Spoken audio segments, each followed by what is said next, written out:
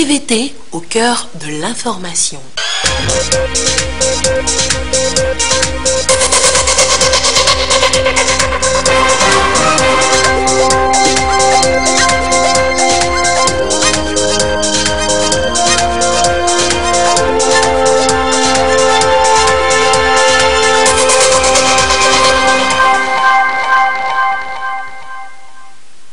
Il est l'heure du journal sur la télévision togolaise. Madame, Monsieur, bonsoir. Et voici les titres de cette édition. Des investisseurs privés africains vont bientôt envahir le Togo pour y investir. Ils ont été appelés à cela par le chef de l'État Faure Sozimna Nyazingbe à Kigali, qui leur a fait découvrir des immenses opportunités dont regorge notre pays. Les opportunités à découvrir dans cette édition. Pour entreprendre, pas besoin d'énormes idées.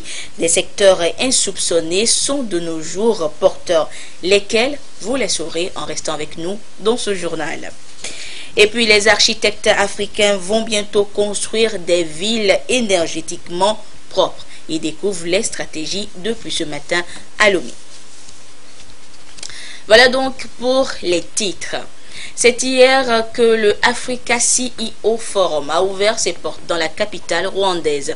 Et dès l'entame, le chef de l'État Faure Sozimna Nyazingbe a lancé un appel aux opérateurs économiques présents à venir investir au Togo. Comme appât, il leur a présenté le PND, le Plan National de Développement. Je vous propose d'écouter une fois encore le chef de l'État, c'était hier à Kigali.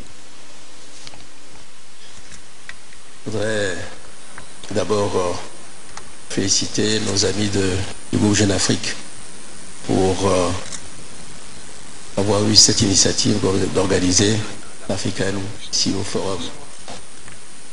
C'est vrai qu'avant cela, il n'y avait pas vraiment de cadre réservé au secteur privé africain à ce niveau où les chefs d'État peuvent venir pour s'adresser. Parce que je crois fermement que l'Afrique est dynamique et que c'est une terre d'opportunités. C'est vrai qu'elle est diverse, ce sont 54 pays, et quand on ne la connaît pas, on a l'impression qu'elle est complexe.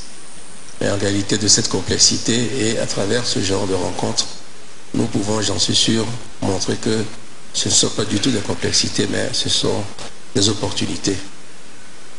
Quant au Togo, on a parlé d'intégration régionale et de zone de libre-échange tout à l'heure. Nous sommes dans la région ouest africaine où nous essayons de faire une place.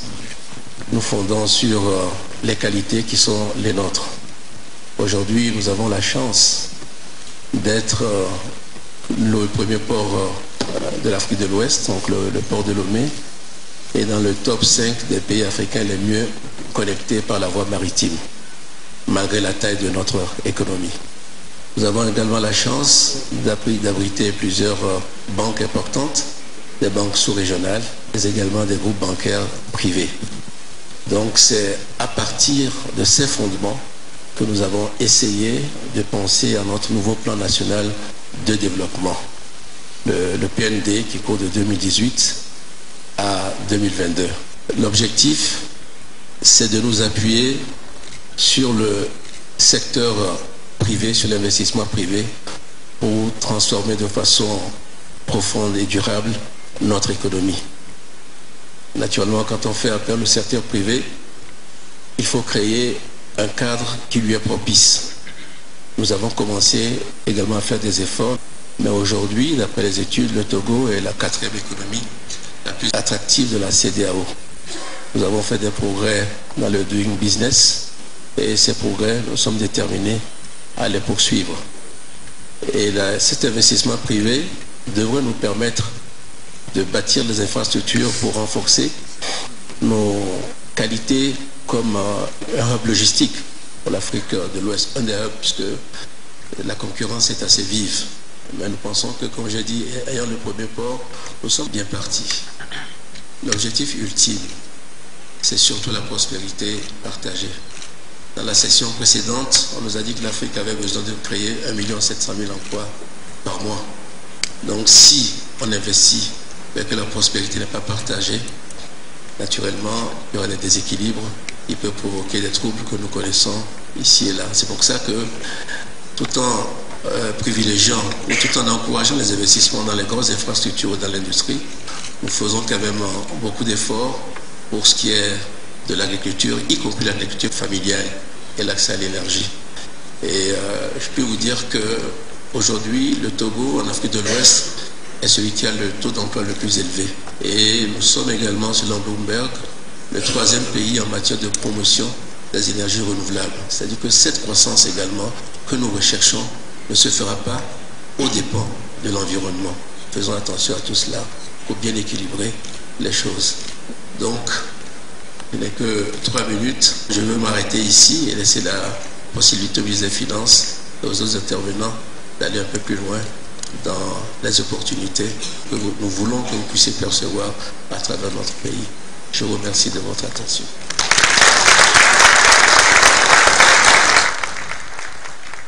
Et ce rendez-vous panafricain du secteur privé a pris fin ce mardi. Et ce qu'on retiendra, c'est que le Togo y a été bien visible grâce au PND, Plan National de Développement, mais également grâce aux différentes potentialités présentées aux hommes d'affaires par le chef de l'État, mais également la délégation qui l'accompagne. D'abord, les potentialités présentées par le chef de l'État dans ce résumé des travaux avec Adolphe Paka.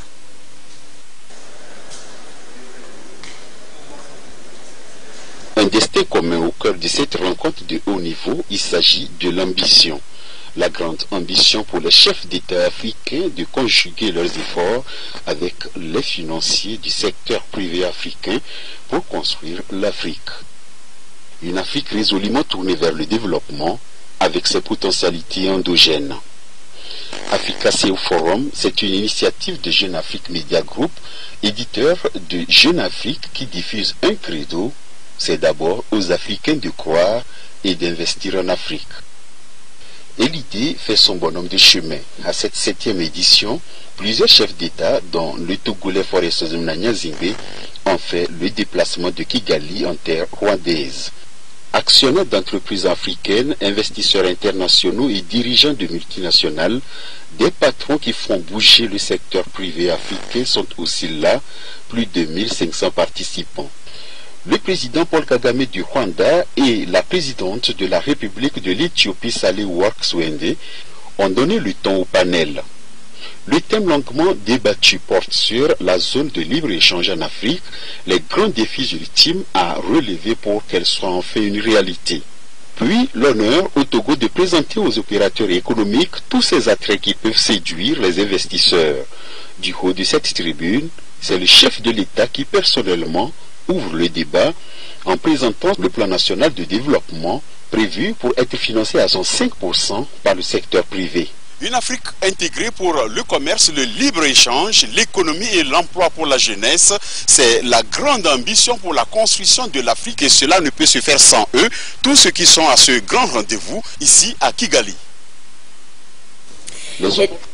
Et des opportunités d'affaires, le Togo en regorge et les hommes d'affaires présents au CEO Forum ont été séduits. Les membres de la délégation présidentielle ne se sont pas fait prier. Ils ont étalé les potentialités du Togo devant ces milliers, ces centaines d'hommes d'affaires réunis donc dans la capitale rwandaise. Le compte rendu avec Adolphe Paka depuis Kigali. Le Togo sont énormes. Et en 7 minutes, le ministre de l'économie et des finances a présenté un tableau résumé et succinct des différents aspects. On a parlé donc d'abord de la stabilité politique et la stabilité aussi au niveau sécuritaire du pays.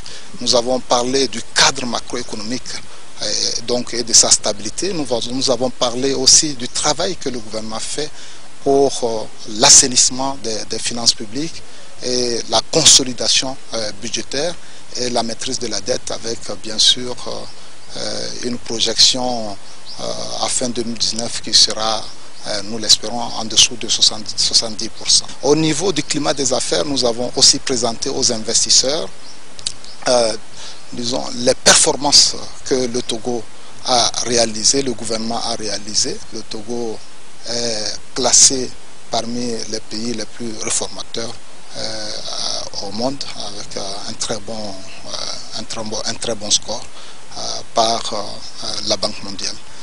Cette présentation, suivie de panels sur le Invest in Togo, a séduit les opérateurs économiques privés qui ont eu aussi l'occasion de poser des questions et de trouver satisfaction. Le Togo a engagé des réformes très intéressantes en matière fiscale, la baisse du réduction de l'impôt sur les sociétés, donc c'est très attractif. Ce qui nous fait croire que les investisseurs ont été charmés ou en tout cas ont été convaincus, c'est d'abord l'intérêt que la salle a manifesté, une très grande salle qui était totalement pleine. Nous avons aussi noté l'intérêt à travers les réactions, les questions qui ont été posées. Le message, nous pensons, du chef de l'État qui a été le premier à donner le ton, nous pensons que ce message a été très bien apprécié et nous pensons que les gens ont été convaincus parce que le chef de l'État est un homme d'action, c'est un leader crédible et il fait ce qu'il dit et il a une grande vision et une grande ambition pour le Togo, notre pays, et pour les populations.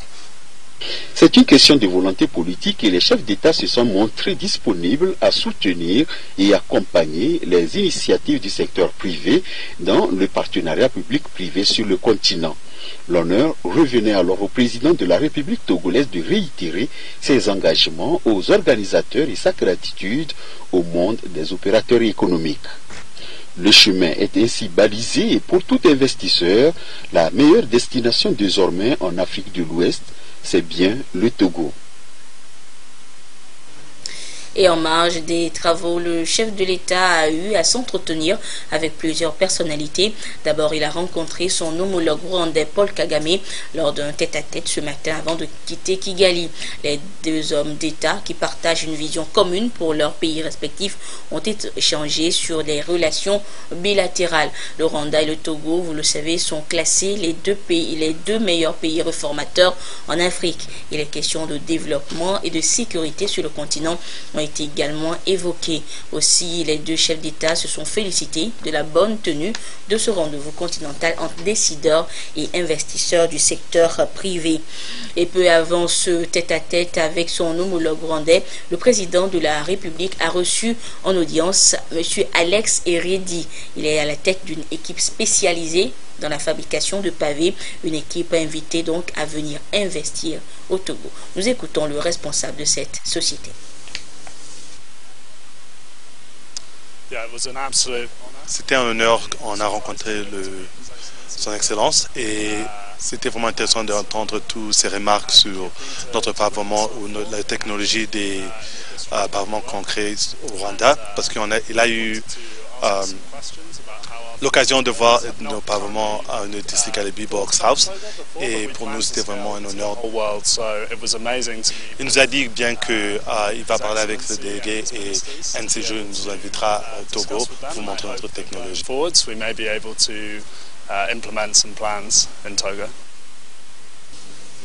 Et le directeur général de la banque dénommée Société Générale, présent également à ce forum de haut niveau, a rencontré hier le chef de l'État Faure Eswazimana Nyasimbe.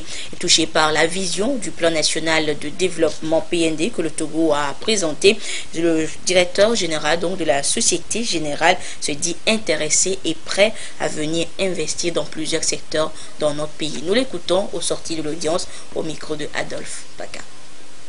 Excellence, le chef de l'État. Nous sommes ici à Kigali pour la réunion annuelle des comités d'affaires qui s'intéressent à l'Afrique. Et nous avons parlé avec monsieur le chef de l'État des perspectives de développement du Togo. J'ai eu l'occasion de saluer monsieur le Président pour les progrès réalisés par le pays dans la transformation, la remise en ordre des finances publiques. Et nous avons évoqué des projets de développement très concrets dans le domaine des infrastructures, dans le domaine du financement des PME. Et tous ces projets-là pourront se concrétiser notamment avec l'aide des banques internationales, des bailleurs de fonds, dont Société Générale. Nous œuvrons dans le cadre de ce plan national de développement, notamment dans tout ce qui est aide aux infrastructures, donc tout ce qui peut permettre notamment de développer des ports, de développer des routes, toute autre infrastructure énergétique notamment, peut trouver de la part des investisseurs internationaux, notamment une banque comme la Société Générale, des financements pour mener à bien ces projets. Et le chef de l'État a multiplié donc les rencontres avec les opérateurs économiques hier à Kigali. Et en fin de journée, il a rencontré le directeur général de l'Africa 50, Alain Obobissé. Et l'objectif est toujours le même, l'appeler à venir investir dans des domaines concrets au Togo. Nous écoutons le directeur général de l'Africa 50.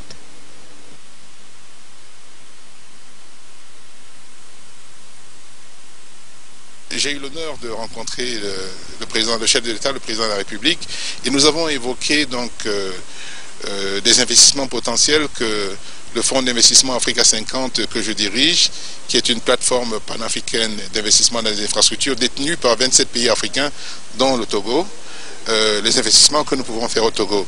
Et nous avons évoqué un certain nombre de projets. J'ai beaucoup apprécié l'engagement du chef de l'État qui nous a demandé de réfléchir, de mettre en œuvre certains projets assez rapidement. Nous avons ciblé les secteurs, c'est les infrastructures en général, mais c'est les secteurs énergie et transport essentiellement que nous avons ciblés et nous espérons que nous allons pouvoir mettre en œuvre ces projets dans les meilleurs délais. Le chef de l'État, il a une vision, il souhaite que les projets se fassent assez rapidement et c'est cette volonté que j'ai appréciée. Et nous allons soutenir cette action dans les domaines qui sont les domaines d'Africa 50, dans les projets que nous avons évoqués. Mais nous pensons que nous avons le soutien du chef de l'État pour travailler sur ces projets-là et nous allons le faire. Et le responsable de la société AFC, spécialisée dans l'énergie, les transports logistiques et bien d'autres secteurs, est allé discuter donc des secteurs à identifier, les secteurs dans lesquels il pourra investir au Togo. Et il en a discuté justement avec le chef de l'État Faure Essozimna Gnazingbe hier, toujours dans la capitale rwandaise. Togo recently became a member of Africa Finance Corporation. J'ai rencontré le président du Togo à l'honneur du fait qu'ils ont rejoint AFC en tant que un pays membre. C'est le numéro 20 qui a rejoint AFC.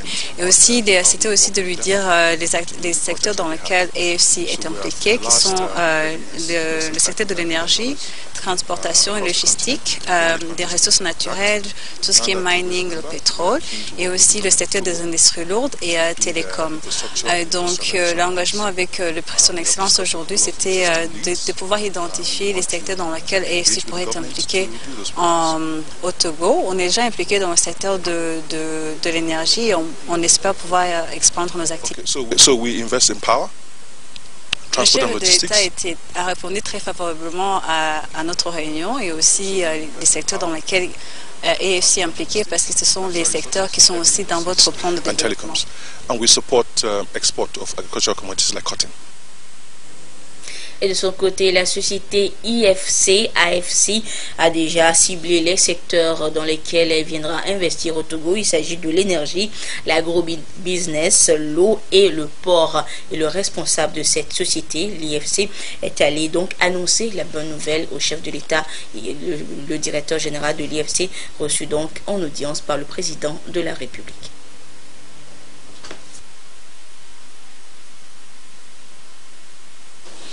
Il a été question de la coopération avec la SFI, donc l'organisation que je dirige, et le chef de l'État. On a fait un tour sur où est-ce qu'on peut faire la différence au niveau du développement du secteur privé. Donc on a parlé de façon très précise de 3 ou 4 secteurs sur le développement des PME, très important. Donc on va travailler ensemble à travers le secteur financier local, le développement du secteur privé. Non seulement au niveau finance, mais aussi capacité. Ça, c'est 1.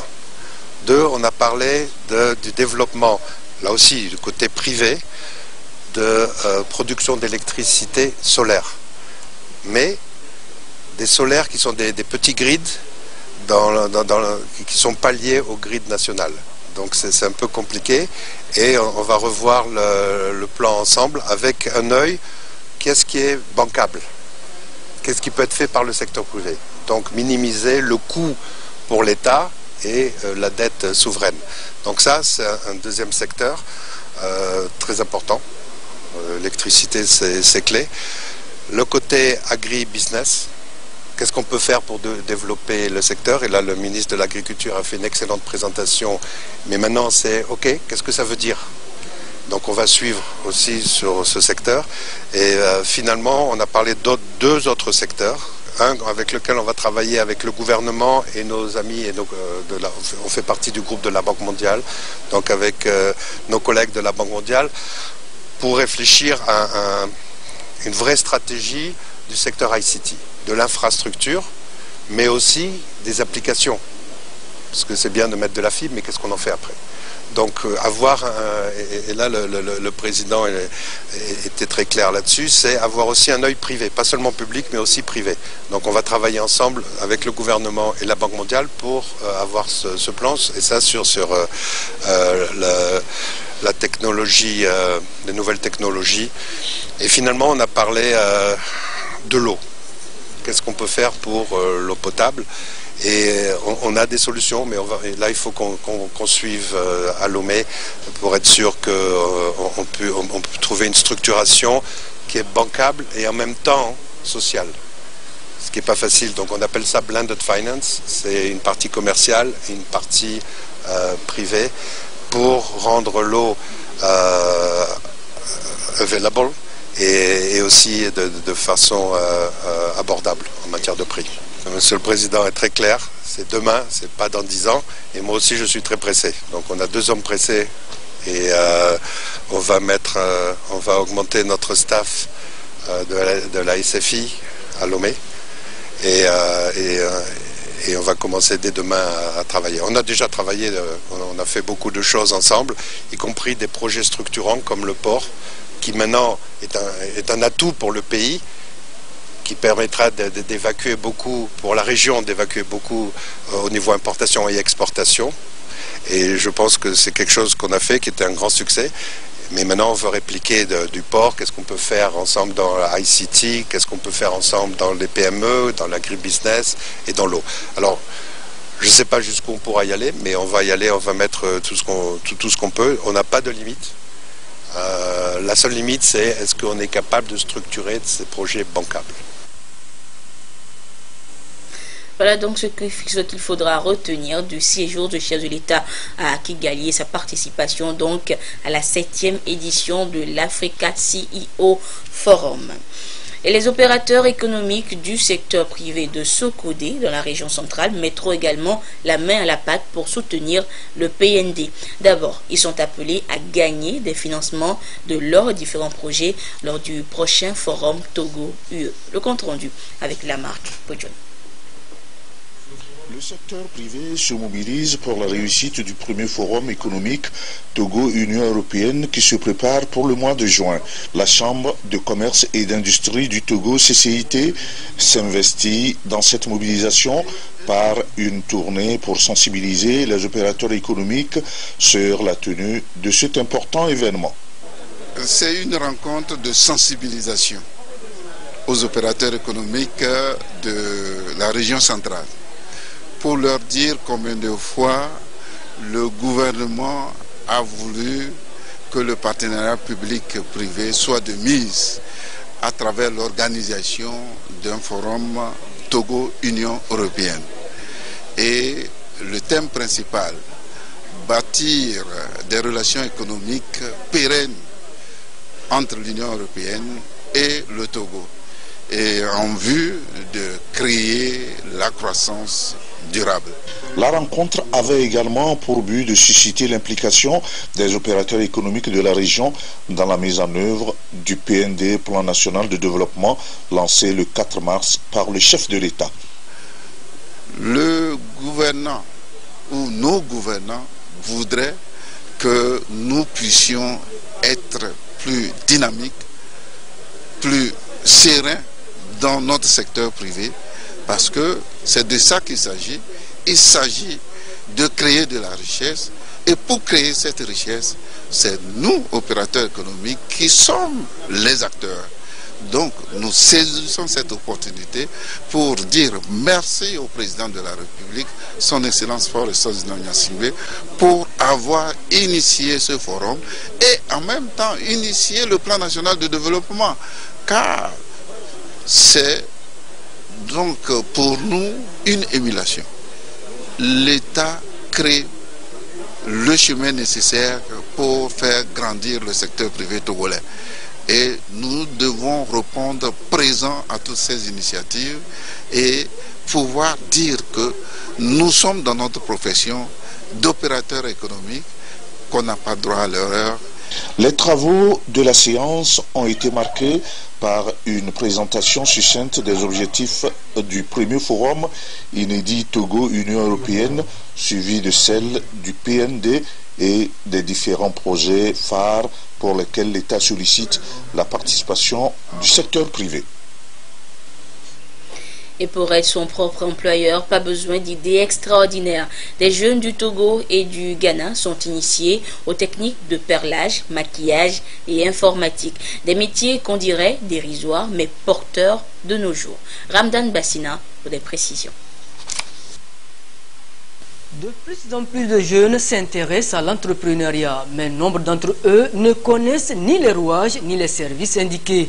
Dans son projet de formation des jeunes africains, Youth and Women Empowerment Programme, en collaboration avec le FAEJ, forme une centaine de jeunes venus du Togo et du Ghana. Il sera question d'identifier les compétences, favoriser la complémentarité et leur insertion socio-professionnelle. Et pour ce faire, ils seront formés en informatique, maquillage et perlage. Ça va m'aider dans beaucoup de choses, puisque à d'apprendre là-bas, à faire de make-up là, ce n'est pas encore développé comme ça. Donc, je veux vraiment me donner à fond pour pouvoir aussi partager ma connaissance à d'autres personnes. Ces jeunes en quête d'insertion vont devoir faire preuve de détermination. Le FAEJ se propose alors de sélectionner les 20 meilleurs. Ceux-ci bénéficieront de subventions de démarrage et formés en technique de création d'emplois et d'élaboration des plans d'affaires. La semaine passée, on était au Ghana et on a fait une formation à 230 participants. Donc, ils ont été tous certifiés. Et après ça, nous sommes venus ici pour faire la formation au Togo aussi. Ce qui m'a motivé à faire cette formation, c'est que j'ai remarqué qu'il y a beaucoup de personnes qui veulent changer leur vie mais qui n'ont pas les moyens. Il faut avoir une activité parallèle, donc surtout pour les femmes. Donc c'est une formation de 4 jours à l'intention des jeunes africains et africaines. C'est une formation totalement gratuite. Youth and Women Empowerment Programme s'engage à œuvrer aux côtés du gouvernement pour une jeunesse déterminée à sortir de la pauvreté et à œuvrer pour le développement de la nation. Les dirigeants africains veulent des villes énergétiquement propres pour le futur. Mais comment cela se réalisera-t-il? Grâce aux architectes et urbanistes. Et depuis ce matin, ils s'imprègnent des préoccupations de la transition énergétique. Des précisions avec Jazanam Baga. La problématique de la transition énergétique dans les villes africaines fut le conducteur de cette session de formation. Il s'agit d'amener les décideurs et professionnels du secteur de l'aménagement urbain, de la construction ainsi que du bâtiment à mettre en œuvre le nouvel agenda urbain qui consacre la maîtrise énergétique. Jusqu'à présent, nous reposons beaucoup sur l'énergie qui diminue chaque jour, la climatisation et l'électricité qui vient des sources motrices. Mais au lieu de penser à cela, de penser à la nature, le soleil. Donc c'est ça que ce sont des cours comme ça, techniques, qui permettront de voir comment nous pourrons, comme on le dit, appréhender la force physique telle que le soleil, le vent, et utiliser moins les énergies qui sont en train de aussi causer des torts à notre économie et même à la santé. Essentiellement pratique, cette session de formation en module unique de 10 jours va permettre d'outiller 20 porteurs de projets venus des pays d'Afrique centrale et de l'Ouest à intégrer la dimension maîtrise énergétique. Mon projet consistait en la construction d'un marché agricole dans une zone rurale, donc à Oyem, une ville qui a la frontière entre le Gabon et le Cameroun. Donc l'idée ce serait de proposer un marché type qui puisse s'intégrer dans ce qui se fait aujourd'hui, la transition énergétique, la protection de l'environnement, l'intégration des conditions de vie des populations et aller à terme avec quelque chose qui, en tant qu'architecte, parce que je suis architecte, qui soit esthétiquement apprécié également. Mon projet est d'abord un projet de réflexion sur un écoquartier. À Lomé, la majorité des personnes quand même sont dans des habitations. On a le facteur climatique, la chaleur et tout qui cause des problèmes. Ou ceux qui ont les moyens se permettent d'avoir de la climatisation et tout ça. Mais penser un bon projet, penser une architecture bien réfléchie, permettra au commun du mortel quand même de vivre décemment sans dépenser, surtout pour l'énergie. Avec seulement 4% de la surface de la Terre, les villes abritent 50% de la population mondiale. Elles consomment pour des besoins de mobilité et de confort dans les bâtiments 2/3 de l'énergie mondiale et contribuent ainsi énormément aux émissions des gaz à effet de serre. Dans un contexte de changement climatique, il urge d'aller vers des villes qui consomment moins d'énergie et qui respectent l'environnement. Vous aurez donc compris toute la pertinence de la question de la mise en œuvre du nouveau programme sur les villes.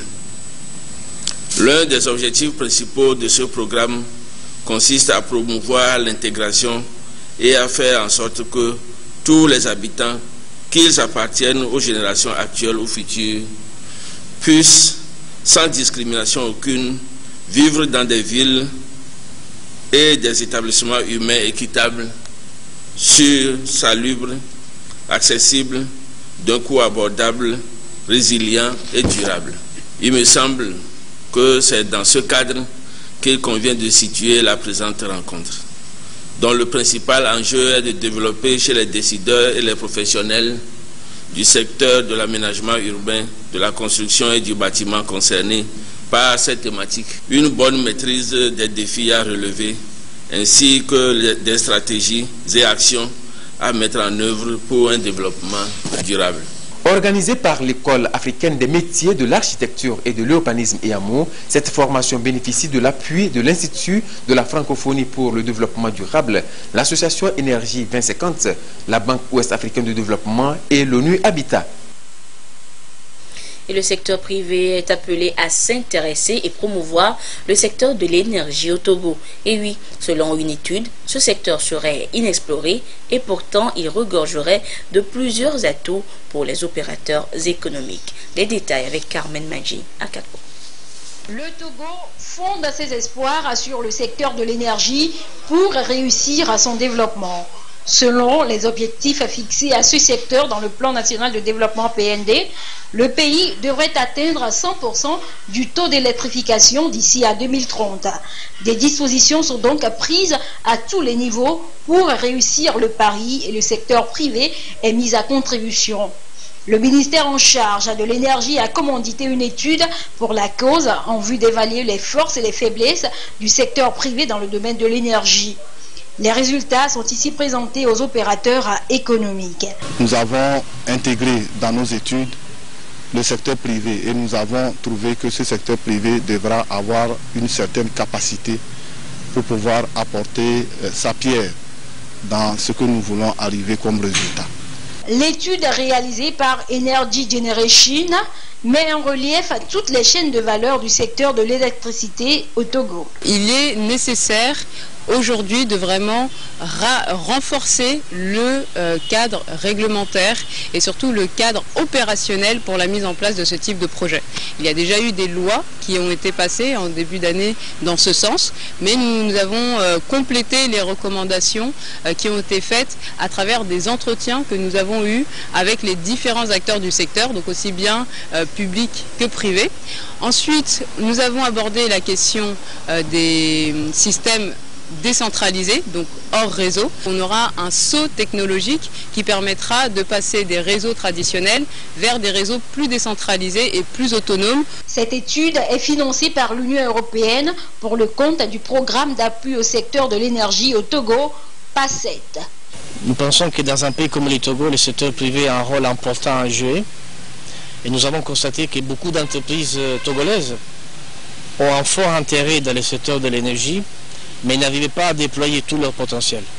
C'est pour ça que nous avons décidé ensemble de faire une étude approfondie, adressée au secteur privé, faite de façon participative, pour permettre au secteur privé d'exprimer ses opinions, ses avis.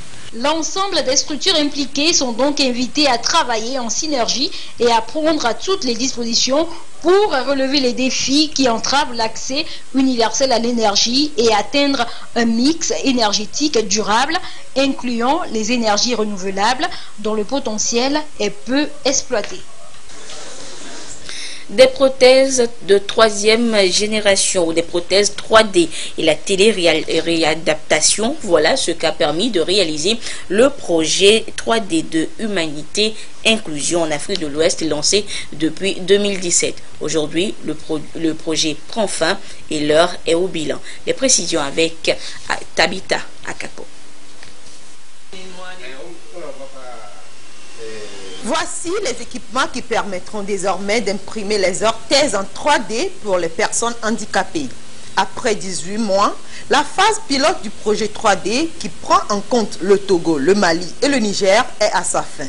C'était un projet pilote sur les nouvelles technologies, essentiellement sur l'impression 3D des orthèses. Nous avons pu identifier 96 patients qui ont testé cette nouvelle technologie sur l'impression 3D d'orthèses pour des patients dans 4 centres de réadaptation, donc Bamako, Niamey, Lomé et Dapahong.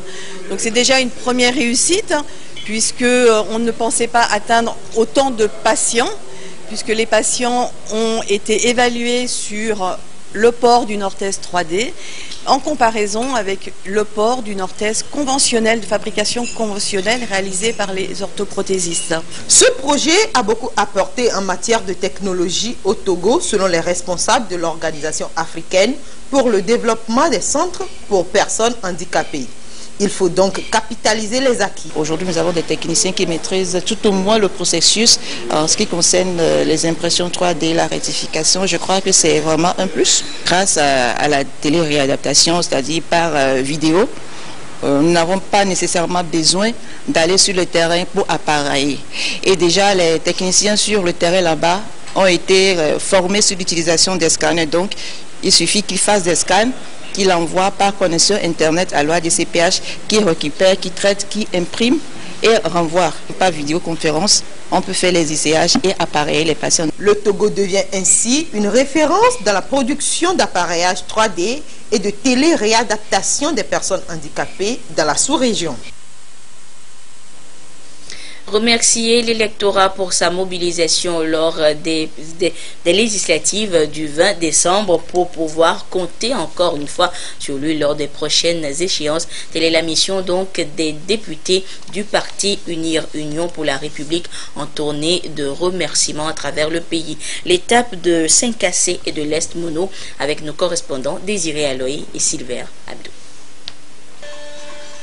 Le 20 décembre 2018, les Togolais sont allés aux urnes pour choisir leurs représentants à l'Assemblée nationale. À Saint-Cassé, ils sont sortis massivement pour donner quitus au parti Union pour la République qui va porter leur voix en les défendant à l'Assemblée nationale. Le parti, toujours reconnaissant, revient au nom du président de la République, Faure Essozuna Zingbe, président du parti, pour dire grand merci aux populations de Saint-Cassé fortement mobilisées.